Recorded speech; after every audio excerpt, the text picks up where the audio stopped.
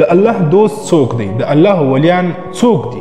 نبی کریم صلی الله علیه وسلم وفرمایل د الله ولی او د الله دوست هغه څوک دی چې ته ورته وګورې ستا په زړه کې د الله یاد راسي، تا ته الله یاد سي چې ته کله دوی ته وګورې.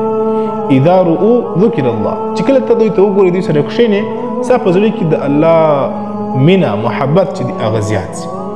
د الله د دوستانو سره تعلق ساتلو سره د په زړه کې د دین محبت او د قرآن مینه چې دی هغه زیاتېږي، ایمان چې دی هغه د چا هغه زیاتېږي. چې کله د فحش خبرو والا سره د بیکاره انسان سره د ګناهګار د نافرمانه انسان سره که چیرې ته تعلق جوړ کړې نو ایمان به دې کم سي، په زړه کې به دې د ګناهو طرف ته شوق پیدا سي.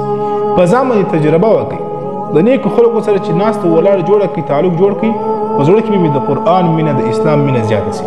چې کله د ګناهګارو خلکو سره تعلق زیات سي په زړه کې به د ګناه تعلق چې دی د ګناه شوق چې دی هغه زیات سي. نو هیڅ کله ګناهګاره خلک نافرمانه خلک هغه خپل ځان دوستان مه جوړوئ، فرمانبرداره نیکانه خلک هغه د خپل ځان دوستان جوړ کړئ.